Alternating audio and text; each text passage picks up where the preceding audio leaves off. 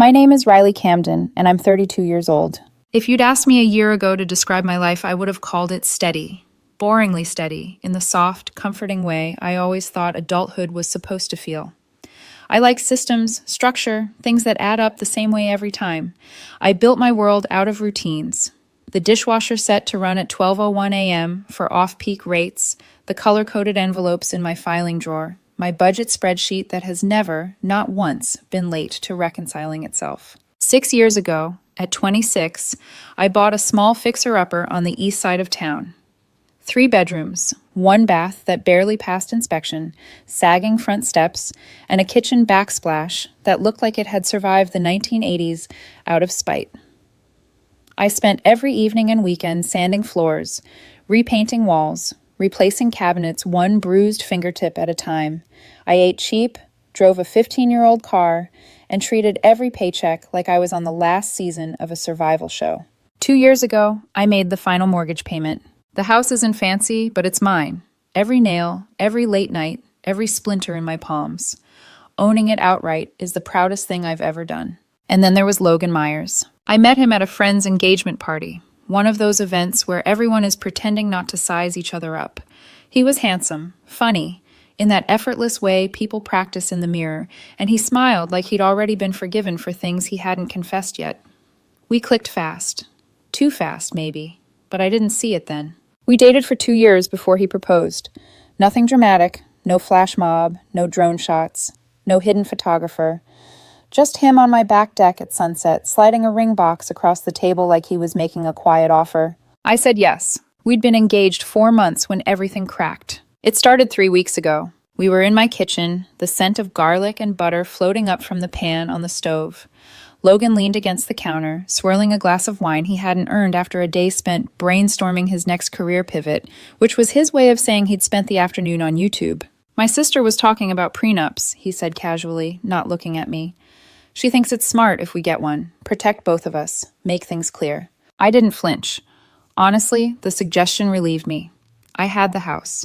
He had debt, about $60,000 from what he called his investment period, which included a failed online boutique he supposedly backed and unfortunate financial choices in his mid-20s.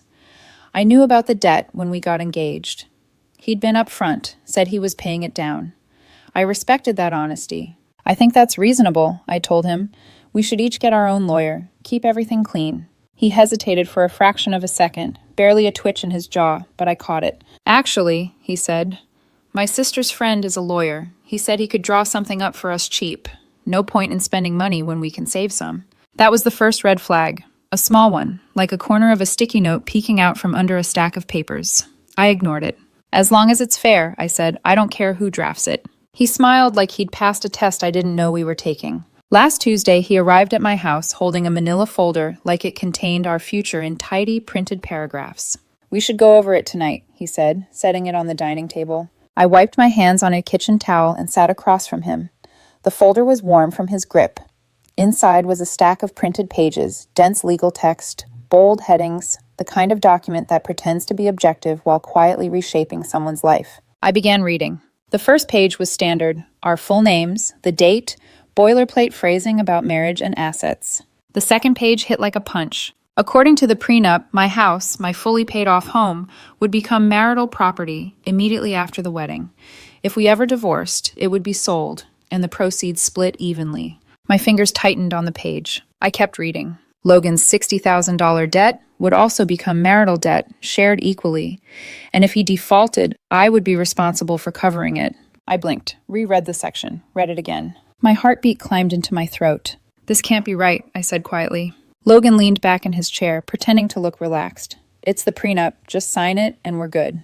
I rotated the pages toward him and tapped the offending lines. This says my house becomes joint property the minute we're married. He shrugged. Well, yeah. I'll be living there. I should have ownership. And this says your debt becomes our debt. Marriage is about sharing everything, he said, like it was a rehearsed line. Except this isn't sharing, I replied steady. This is me giving you half my house and taking on your debt. His jaw tightened. You're acting like I'm trying to rob you. I held up the packet. Logan, you are. He slammed his hand on the table, making the forks rattle. My sister's friend said it's standard. Then your sister's friend is either incompetent, I said quietly, or he drafted this to screw me over. His face flushed red. We don't have time for this. The wedding is in 3 months. Then we push the wedding, I said. This document is unacceptable. He stood abruptly, grabbing the folder. You're being ridiculous. You're choosing your house over me. I'm choosing fairness, I said. If you loved me, you wouldn't hand me this. His voice sharpened. Maybe we should call off the whole wedding. The room felt unnaturally still. The simmering pan behind me, whispering like it was afraid to interrupt. Maybe we should, I said. He froze, staring at me like I'd spoken in another language. What? You heard me. You're really doing this? Over a stupid piece of paper? It's not stupid, I said. It defines how you see our future, and I won't sign something designed to strip me of what I've earned. He grabbed his keys. Call me when you're ready to be reasonable. The door slammed with a sound that echoed through the house long after he left. For a moment, I just stood there, listening to the quiet hum of the refrigerator.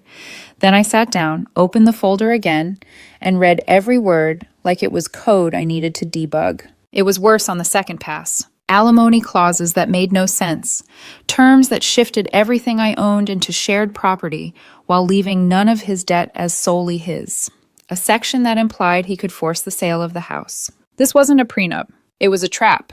My hands shook, not with fear, but with something colder. Recognition. I pulled out my phone and opened my contacts. Daniel Price, a law school friend turned family lawyer. I snapped photos of the pages and texted them to him. Can you look at this? Logan wants me to sign it. The typing bubbles appeared almost instantly. Then they vanished. Then appeared again. My heart was beating too loud for the quiet kitchen. The typing bubbles appeared. Disappeared. Came back. Then Daniel called instead. I answered on the first ring. Please tell me I'm overreacting, I said before he could speak. I wish I could, he replied. But I've read it twice, and Riley, this thing is insane. The way he said it, flat, professional, no humor, made my stomach drop. In what way? My voice came out thinner than I intended. In the if you sign this, you're volunteering to be legally mugged way, he said. Papers rustled on his end. Your house becomes marital property immediately. His premarital debt becomes shared. Alimony clauses are slanted heavily in his favor, and there are provisions that give him leverage to force the sale of the house later. This isn't a prenup. It's a transfer of wealth plan with wedding decorations. I stared at the pages spread across my table. So, I'm not being dramatic. You're being too kind, he said. You cannot sign this. Not in any universe where you like having a roof. A laugh escaped me, sharp and humorless.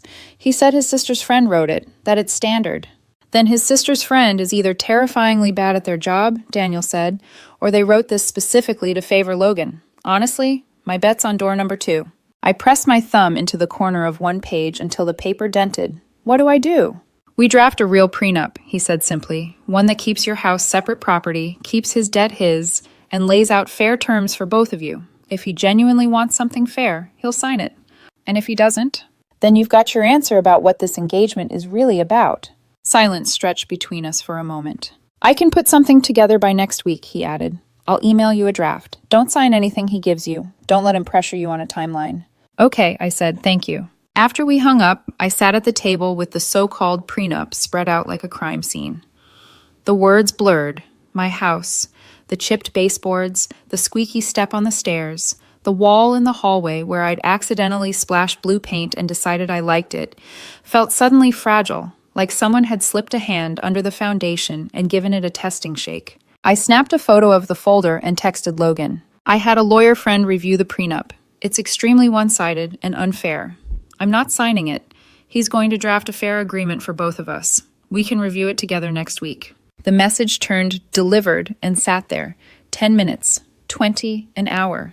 No response. By the time I went to bed, my phone was still silent on the nightstand, screen black, like it was deliberately refusing to light up. The next morning at work, my day was a blur of delayed shipments and a driver who'd taken the wrong interstate and ended up 2 states over. Normally, I like days like that, problems with clear inputs and outputs. But every time I resolved one crisis, my mind slid back to the unresolved one wearing a ring. Logan finally texted around noon. Your lawyer? I thought we were using mine. This is getting blown way out of proportion. I stared at the message, the word mine sticking out like a splinter. Your lawyer wrote a document that gives you half my house and half your debt, I replied. That's not a prenup, that's a con. We need something fair. Response came fast this time. Fair would be you trusting me and not trying to control everything. My sister's friend said it's standard. You're making a big deal out of nothing. My hands shook with that particular mix of anger and clarity that only shows up once a line has been crossed. Protecting what I've earned is not controlling everything, I wrote. If you can't handle a fair prenup, maybe we need to rethink this. He didn't answer. Not by text, anyway. He called that evening. You've been ignoring me all day, he snapped when I picked up. I was working, I said. You know, that thing that pays the mortgage you're trying to sign yourself onto. That's not fair, he said. You're twisting everything. I'm reading, I said flatly. There's nothing to twist. My house becomes marital property. Your 60 grand becomes marital debt. Explain to me how that's balanced. It's called marriage, Riley, he said. What's yours is mine, and what's mine is yours. Except your debt is somehow the only thing you own, I shot back. And my house is the only big asset I own. I'm sure that's just a coincidence. He was breathing hard into the phone, like he'd just finished running but hadn't gone anywhere. You're sabotaging our wedding, he said finally. This is what my sister meant. You care more about your stupid house than you do about us. The words landed, but they didn't land the way he wanted. A few months ago, they might have made me question myself. Now they just sounded like a script. I care about not being trapped in a legally sanctioned financial blender, I said. My lawyer is drafting a new prenup. If you want to marry me, you'll sign something that doesn't treat me like an ATM with emotional labor. A beat of silence. Then his voice dropped into something cold and precise. You have until Sunday to sign the prenup I gave you, he said. If you don't, we're done. Wedding's off. Everything's off. For a second, the old reflex kicked in, the one that made me want to smooth things over, fix it, apologize for making waves in his calm. Then something else rose up instead, something quieter, stronger. Relief. I actually laughed, not hysterically, just a small, disbelieving sound. Being done, I said, sounds perfect. You don't mean that, he said quickly. You're just mad. No, I said, I'm finally not confused. Riley! I'm not signing your prenup, Logan, I said. Ever. So if that's the condition for us getting married, then I guess we're not getting married. He went silent long enough that I wondered if the call had dropped. Then he hissed, You're going to regret this, and hung up. My hand trembled as I set the phone down on the table, not from fear, from adrenaline. A few minutes later, I called Daniel back and told him everything. He gave you an ultimatum? Daniel asked. Over that document? Sign it by Sunday or we're done, I repeated. So, I guess we're done. Riley, he said slowly, I know this sucks, but I'm going to say something you're not ready to hear. What?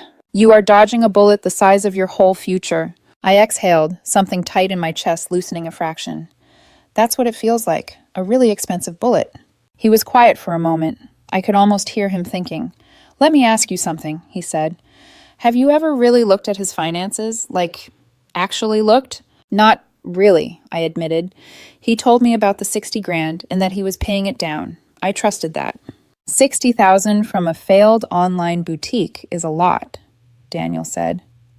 I've seen real boutique debt. It looks different. There's inventory, vendor contracts, business accounts. His story feels light on details. I thought about the way Logan always changed the subject when I asked specifics, about his vague references to bad partners and marketing experiments. What are you saying? I asked. I'm saying if it were me, Daniel replied, I'd dig. Social media, old posts, whatever you can find. People who play games with money usually leave fingerprints. After we hung up, I sat there with my phone in my hand, thumb hovering over Logan's name, then sliding past it. I opened Instagram instead. Logan's page was mostly presentable now. Gym selfies, dog photos, the occasional motivational quote reposted from someone more successful. But 3 years back, buried under rebrands and deleted posts, the cracks started to show. He wasn't alone in most of the old photos. A woman appeared over and over again, dark hair, easy smile, arm looped through his. Restaurant tables, vacations, nights out. In one photo, she was kissing his cheek, and the caption read, Best boyfriend ever. Thanks for everything, babe. The timestamp was right in the period he'd claimed he was single and rebuilding. I clicked her handle, @TessaWard. Her page was mostly quiet now. More recent posts about running, coffee, a new apartment. But if you scrolled far enough down, the smiling couple photos began, then ended. The captions shifted from soft to brittle. One post stopped me cold. It was a photo of her credit card statement laid out on a kitchen counter, numbers blurred, but balances clearly not. The caption read, Learn from my mistakes. Don't let someone treat you like a wallet with feelings. Maxed out cards, Business ideas that were really vacations and bottle service? Never again. The comments were full of sympathetic messages and one name that made my heart slam against my ribs. Logan. He'd replied back then, "This is so unfair. You know that's not what happened." Underneath that, Tess had written, "I know exactly what happened. You used me until the card stopped working." I scrolled through a few more posts. A photo of an empty closet with the caption, "Starting from scratch, but at least everything in here will be mine." Another of a tiny studio apartment. Square footage, small. Piece, enormous. My fingers went cold. I opened my banking app and went through my own recent history. Little things I'd brushed off. Paying for most of the groceries since he was catching up on his debt. Covering an overdue utility bill he'd forgotten. Picking up extra dinners out because he'd get the next one. One more pattern. One more set of fingerprints. I texted Daniel. "I think you're right. Found his ex's posts. She says he maxed out her cards and used her for money. Timeline matches when his boutique debt started." He called within seconds. "Riley," he said, "he's running the same playbook with you." I looked around my dining room. The table I'd refinished myself, the chairs I'd bought secondhand and recovered in fabric I couldn't really afford at the time, the chipped edge of the wall where I'd misjudged the vacuum. My house. My life. Not a prize in someone else's scam. "What do we do?" I asked. "We put it in writing," he said. "I'll draft a letter, lay out what you found, state clearly that you won't be signing anything, and that any further attempts to pressure you or come after your property will be treated as harassment or worse." "He's going to lose it," I murmured. "Probably," Daniel agreed, "but I'd bet money on this. Once he realizes you've seen the pattern, he'll try to pivot from aggression to guilt. They always do." "Guilt won't work this time," I said, surprising myself with how certain I sounded. "Good," he said, "because I don't think he's done with you yet." I glanced toward the front door, listening to the quiet house. "For now," I said softly, "I'm done with him." Daniel wasn't wrong. By Saturday morning, Logan was already trying to pry his way back into my life. It started with texts, timid, wounded ones, that didn't match the man who'd slammed the door 2 nights earlier. "Can we talk?" "I'm sorry," I yelled. "My sister said you're overreacting, but maybe we can compromise. I love you, Riley." The words felt pulled from a script written by someone who'd skimmed the concept of accountability, but never practiced it. I didn't answer. By noon, the tone shifted. "I don't understand why you're doing this. You're choosing a house over your relationship. Why won't you just sign the prenup? It's not a big deal." I put my phone face down on the table and walked away. Every message felt like someone tapping on a bruise. Around 7 p.m., I heard a familiar sound. His car easing into my driveway. Logan's footsteps on my front porch. Then the doorbell. Once, twice, then pounding. "Riley!" he shouted. "Open the door! We're not doing this like children!" I didn't move. My heart thudded in my chest. Not fear. Anger. The kind that builds, steady and hot, when someone who has taken advantage of your patience starts demanding more. "Riley, I can see your car. I know you're home." My phone buzzed relentlessly. Finally, I walked to the window, quietly, and looked through the side of the curtains. He was pacing on the porch, messy hair, flushed face, phone in hand. "Open the door or I'm calling the cops and telling them you won't return my stuff." Stuff. He had maybe 2 outfits and a toothbrush in my house. The rest had slowly, but somehow conveniently, never made the move. I texted him back. "Your things are in a bag on the porch. Take them and leave." He stopped, looked at his phone, looked at the black garbage bag next to the steps, then back at the door. "This isn't all of it," he shouted. I typed, "You didn't leave anything else here. Take what's yours. Leave." He pounded on the door again. "Where's my watch? My jewelry? My charger?" "You never left jewelry here," I texted. "The rest is there." "If you don't open this door," he snapped, "I'm coming back with the police."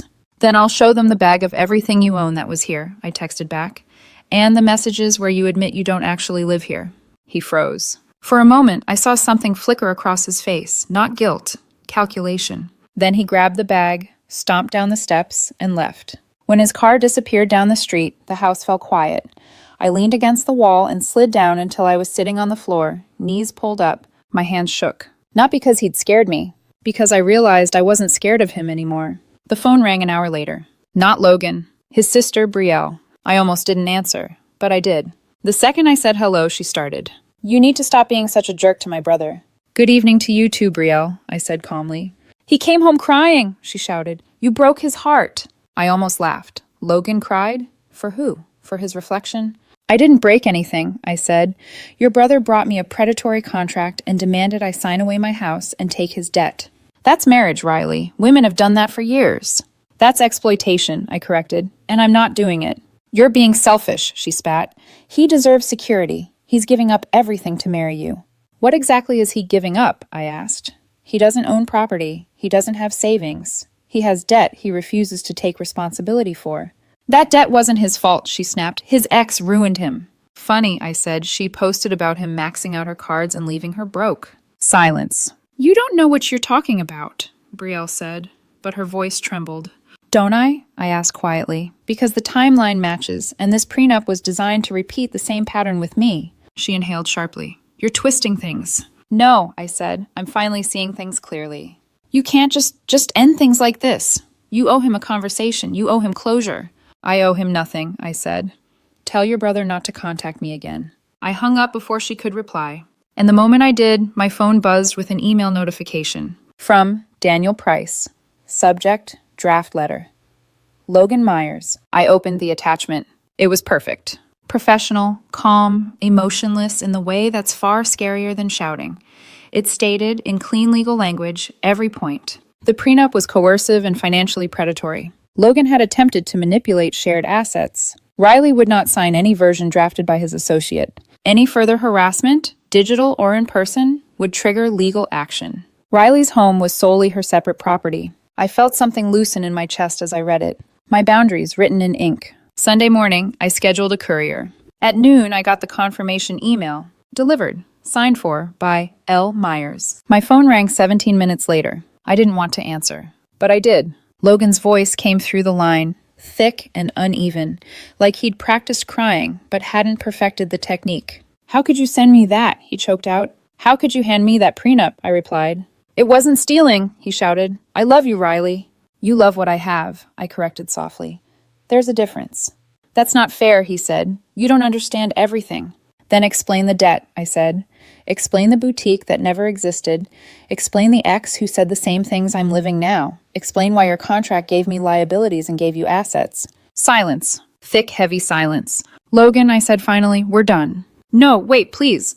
I hung up. Then I blocked his number. Then I blocked his sister. Then I blocked everyone connected to him. And the house, my house, felt quiet again. Quiet in a way that wasn't empty. Quiet in a way that felt like safety. 4 hours later, Daniel called. You won't believe this, he said. What now? He called my office, tried to explain his side, asked if there was any way to reverse your decision. I closed my eyes. What did you tell him? Exactly what needed to be said. That I represent you, not him, and he needs to stop contacting you or anyone connected to you. I exhaled. He's backed off for now, Daniel said, but I'd still keep your doors locked. I already changed the locks on Friday, I said, and installed a door camera. He laughed under his breath. Then you're ahead of me. That night I slept deeply, maybe for the first time in months. 6 weeks passed. 6 weeks of silence. 6 weeks of breathing room I didn't realize I'd been craving. 6 weeks of waking up in my house, my fully paid, fully earned house, without the shadow of someone else's choices creeping across the floorboards. Logan hadn't contacted me again after the letter. No calls, no text, no drive-by appearances. His sister had gone quiet too. Mutual friends said he'd packed up and left the state. Started fresh. I didn't ask where. My life began to feel mine again. The grocery bills dropped back to normal. The electric bill shrank by nearly a third. My dishwasher returned to being loaded properly instead of the chaotic Tetris he always played. My evenings were calm, quiet meals, my budget spreadsheet open next to a warm cup of tea, the house humming around me like it was grateful to have its equilibrium back. Some nights, though, I caught myself replaying small moments, red flags I'd filed under quirks instead of warnings. The way Logan never really answered questions about his debt, how he deflected with humor whenever money came up, the subtle shift in his tone when he talked about our future, and it always involved my stability and his benefit. But the biggest red flag? How natural it had felt, for him, to turn everything into something I should apologize for. I recognized the pattern now. And now that I'd seen it, I'd never unsee it again. 2 weeks into my emotional recovery, I went to the hardware store down the street. Just a quick run for sandpaper and a new brush. I decided to repaint the hallway, cover the faded blue splash that I once thought charming, but now read as a reminder of who I used to be. I wasn't expecting to run into anyone. I certainly wasn't expecting him. I turned a corner into the paint aisle and froze. A man stood there flipping through paint samples, tall, athletic build, dark hair. Something about him tugged at my memory. It took me a second to place him. Then it hit me like a quiet punch. The ex. The one from Tess Ward's old photos.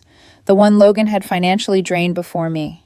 The one whose credit card statements she'd posted in warning. He noticed me staring and gave a polite, cautious smile. Can I help you find something?" he asked.